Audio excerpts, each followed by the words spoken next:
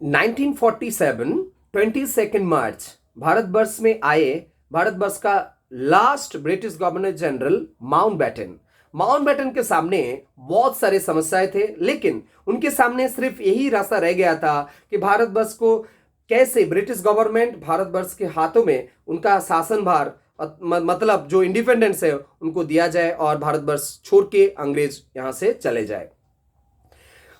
इससे पहले भारतवर्ष का हालत वो माउंटबेटन जानते थे, क्योंकि अंग्रेज इंग्लैंड में रहते थे, तो इसीलिए भारतवर्ष का पूरा हालत वो लोग जान चुके थे। और जब आए, उनका जो पर्सनल सचिव थे, पर्सनल सेक्रेटरी जॉर्ज रूबल, वो बोल चुके थे कि भारतवर्ष एक सिविल वॉर की तरफ जा रहे हैं। और एक पंजाब के उस वक्त के गवर्नर थे ग्लांसी, उन्होंने बोला कि पूरे देश में माउंटबेटन को बोला था कि पूरे देश में एक ऐसा माहौल तैयार हो गया है जो सिविल वॉर की तरह सिचुएशन बन चुका है, क्योंकि बांग्ला, पंजाब और भारतवर्ष के अलग अलग इलाके में दंगा हो रहा था, हिंदू मुस्लिम का लड़ाई चल रहा था, किसी के ऊपर किसी ने विश्वास नहीं कर रहा था, और जो भी इंटरिम गवर्नमेंट चल रहा था उस गवर्नमेंट के हाल बहुत खराब था, क्योंकि एक दूसरे के लिए लड़ाई कर रहे थे।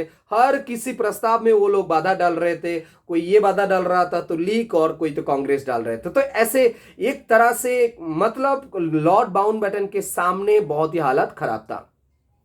महात्मा गांधी जी तो क्या किए, माउंटबेटन महात्मा गांधी जी के बाद में आते, तो लॉर्ड माउंटबेटन ने क्या किया, उनके दिमाग में ये था कि हम जब भारत बस छोड़ के जाएंगे तो एक अखंड भारत हम देना चाहते थे, तो इसलिए उन्होंने कोशिश की। 133 बैठक की उन्होंने। ये 24 मार्च से 6 मई तक उन्होंने अलग अलग डिफरेंट पार्टी से, अलग अलग लीडर से मिले और 133 बैठक किए, अलग अलग बैठक।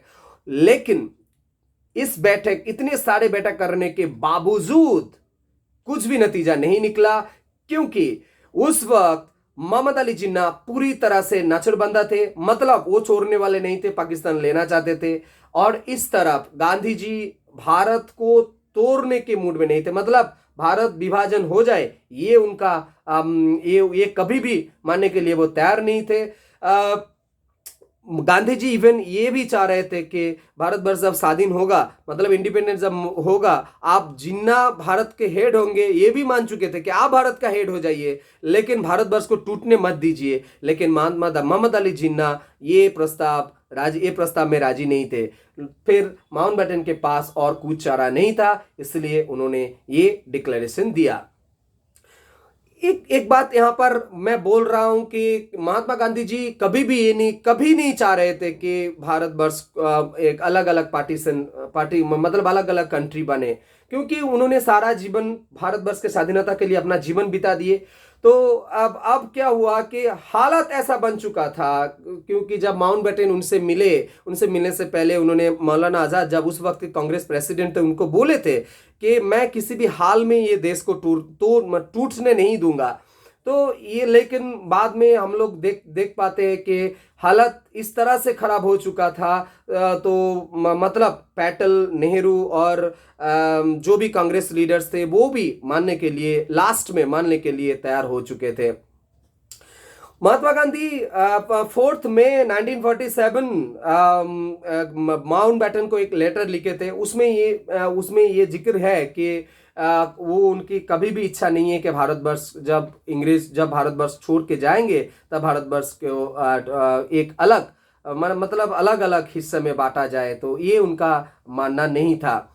तो 1947 2 जून माउंटबेटन क्या किए, जब हालात देख के हाथ से बाहर जा रहा है, दंगा का हालात और भी बिगड़ता जा रहा है, तो इसीलिए उन्होंने 2 जून 7 पॉलिटिकल पार्टी के लीडर से मिले और डिस्कशन करने के बाद 3 जून मतलब 3 जून 1947 उन्होंने डिक्लेयर किया वो हिस्टोरिकल इवेंट माउंटबेटन प्लान। तो इस माउंटबेटन अवार्ड में उन्होंने क्या क्या बोला, यही क्वेश्चन का तुम लोगों का आंसर का हिस्सा है, क्योंकि आने वाले दिनों में तुम लोग जब नौकरी वाले एग्जाम में बैठोगे, किसी भी एग्जाम में ये क्वेश्चन आता है कि माउंटबेटन अवार्ड में क्या था, कब इसका डिक्लेरेशन हुआ था, इसका तात्पर्य क्या है, ये हर एग्जाम में पूछा जाता है। यूपीएससी हो, आईएएस हो, डब्ल्यूबीसी हो, कुछ भी, रेल, बैंक, सब में एग्जाम में पूछा जाता है। तो ये बहुत इंपॉर्टेंट वीडियो है, तुम लोग ये देखो कि अंत तक देखते रहो ये वीडियो। तो हम थोड़ा इजी करके तुम लोगों के सामने डिस्कस कर रहे हैं और करने की कोशिश भी करेंगे। तो 1947 3 जून माउंटबेटन अवार्ड डिक्लेयर किए लॉर्ड माउंटबेटन ने। इसमें क्या क्या प्रस्ताव रखा गया? फर्स्ट प्रस्ताव जो रखा गया, भारतवर्ष अब भारत और पाकिस्तान दोनों दो डोमिनियन में अब डिवाइड हो जाएगा और अपना अपना डोमिनियन में जो अभ्यंतरीण है, मतलब इंटरनल और एक्सटर्नल जो भी मामला होगा वो अपना अपना डोमिनियन देखेंगे। दूसरा, मुस्लिम्स एरिया उस वक्त भारतवर्ष में जो जो इलाका था वो थे Sindh, Baluchistan, North West Frontier Province, Western Punjab, East Bengal, ये जो एरिया है इसको लेके होगा पाकिस्तान। और तीसरी बात, पंजाब और बांग्ला को दो अलग अलग हिस्सों में बांटा जाएगा। ये दो प्रदेश के कौन कौन सी इलाका भारत में जाएगा और पाकिस्तान में जाएगा, इसके लिए एक कमेटी बनेगा। जो कमेटी, ये फ्रंटियर कमेटी, मतलब एक लाइन ऑफ कंट्रोल बनाने के लिए कौन कौन सा इलाका जाएगा इसके लिए कमेटी बनाया जाएगा। 4, जो नॉर्थ वेस्ट वेस्टर्न साइड है, वो मतलब नॉर्थ वेस्टर्न साइड का मतलब जो पंजाब की थोड़ा एरिया है और असम की जो श्रीहट्ट डिस्ट्रिक्ट है उसमें कौन कौन सा एरिया पाकिस्तान और भारत में जाएगा, तो इसके लिए वहाँ पर वोटिंग होगा, वो लोग तय करेंगे किस तरफ जाना है। और नंबर 5, जो भी उस वक्त कुल मिला के ऐसा 2 तरह का स्टेट्स हम लोगों के देश के अंदर था। कुल मिला के 600 से भी ज़्यादा छोटा छोटा स्टेट्स हमारे देश में था जब ये भारतवर्ष को इंडिपेंडेंस मिल रहा था। तो ऐसा एक सेक्शन का स्टेट्स था कि जो ब्रिटिश कंट्रोल के डायरेक्ट ब्रिटिश गवर्नमेंट के डायरेक्ट कंट्रोल में थे। एक तरह का ऐसा देश भी था, इसको बोला जाता था कि प्रिंसलेस स्टेट। तो ये प्रिंसलेस स्टेट के बारे में ये बताया गया कि प्रिंसलेस स्टेट अपना खुद डिसीजन वो लेंगे, वो भारत की तरफ जाएंगे या पाकिस्तान की तरफ जाएंगे। जैसे जम्मू कश्मीर हुआ, जूनागढ़ हुआ, हैदराबाद हुआ, ये सब स्टेट्स के बारे में बताया गया था। और लास्ट में ये बोला गया माउंटबेटन प्लान में कि 2 डोमिनियन में ही अलग अलग ड्राफ्टिंग कमेटी बनेंगे और वो ड्राफ्टिंग कमेटी वो अपना संविधान बनाएंगे और उस संविधान के अनुसार देश चलेगा। तो अब क्या हुआ कि 14 जून ये कांग्रेस ड्राफ्टिंग कमेटी का मीटिंग हुआ। पहले कांग्रेस मान नहीं रहे थे, लेकिन बाद में उन लोगों के पास कोई चारा भी नहीं था, ये इनको अप्रूवल दे दिया कांग्रेस वर्किंग कमेटी ने। सरदार वल्लभ भाई पटेल का एक वक्तव्य यहाँ पर आता है कि जब ये इंटरिम गवर्नमेंट चल रहा था, बहुत तरह की दिक्कतें आ रहे थे, तो वल्लभ भाई पटेल ने बोला कि जिस तरह से अंतरिम गवर्नमेंट, मतलब इंटरिम जो गवर्नमेंट चल रहा है उसमें इतनी गड़बड़ आ रहा है, मतलब इतना झगड़ा हो रहा है, इससे तो अच्छा there is no alternative to divide, इससे तो अच्छा है कि देश अलग ही हो जाए। तो राजेंद्र प्रसाद जी का मानना था कि गृह युद्ध मतलब सिविल वॉर से तो अच्छा है कि देश भाग हो जाए।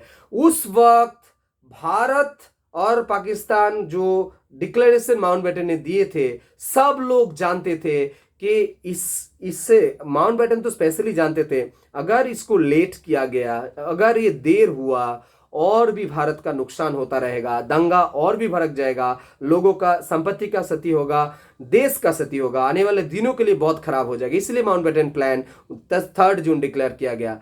तो मोहम्मद अली जिन्ना ने क्या पूरी तरह से एक्सेप्ट किए? मोहम्मद अली जिन्ना इस माउंटबेटन प्लान से खुश नहीं थे, क्योंकि उनको वो चाह रहे थे पूरा पंजाब और पूरा बंगाल पाकिस्तान के साथ जाए, लेकिन माउंटबेटन प्लान में वो तो डिसीजन नहीं लिया गया था। इसलिए उन्होंने बोला कि माउंटबेटन प्लान के बारे में ये बोला गया था ट्रंकेटेड एंड मॉथ ईटन एक डिसीजन, फिर भी वो एक्सेप्ट कर रहे हैं, फिर भी उन्होंने एक्सेप्ट किए थे। अब इसके बाद क्या हुआ? 4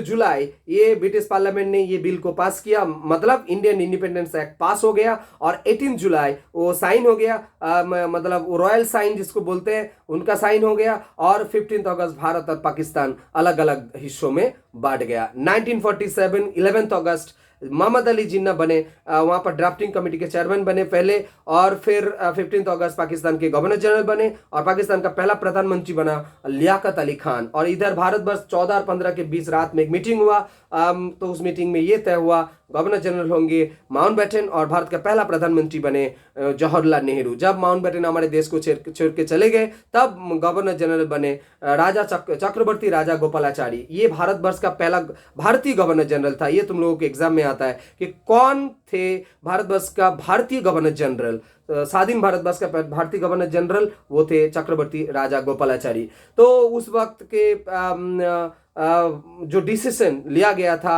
ये इस डिसीजन के ऊपर निर्भर करके भारतवर्ष के पहले ड्राफ्टिंग कमेटी के चेयरमैन बने थे राजेंद्र प्रसाद। फिर मतलब संविधान रचना का काम गण परिषद जो बना था वो चेयरमैन थे राजेंद्र प्रसाद। फिर ड्राफ्टिंग कमेटी बने, ड्राफ्टिंग कमेटी के चेयरमैन बने ये डॉक्टर बी आर अम्बेडकर। और 2 साल 11 महीना 18 दिन ये लगातार इतने दिनों से डिस्कशन के बाद भारतवर्ष का संविधान तैयार हुआ। 1949 26 नवंबर राष्ट्रपति जो या गण परिषद के जो सभापति थे राजेंद्र प्रसाद, उन्होंने साइन किए, और 1950 26 जनवरी भारतवर्ष के जनगण के लिए ये संविधान को उत्सर्ग किया गया था।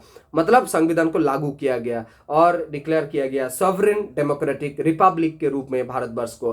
तो इस दिन हम लोग रिपब्लिक डे मनाते हैं। तो आशा करते हैं इस वीडियो में तुम लोगों को लाभ मिला है। तुम लोग थोड़ी बहुत समझ गए होंगे कि माउंटबेटन कौन है, माउंटबेटन प्लान क्या था, और माउंटबेटन प्लान के बाद हमारे देश और पाकिस्तान में अलग अलग हिस्सों में कौन क्या पद में रहे, और उसके बाद की हालत क्या हुआ था। तो वीडियो पर ख़त्म करते हैं, मिलते हैं नेक्स्ट वीडियो में नए टॉपिक के साथ। तब तक के लिए सबको बहुत बहुत धन्यवाद वीडियो देखने के लिए।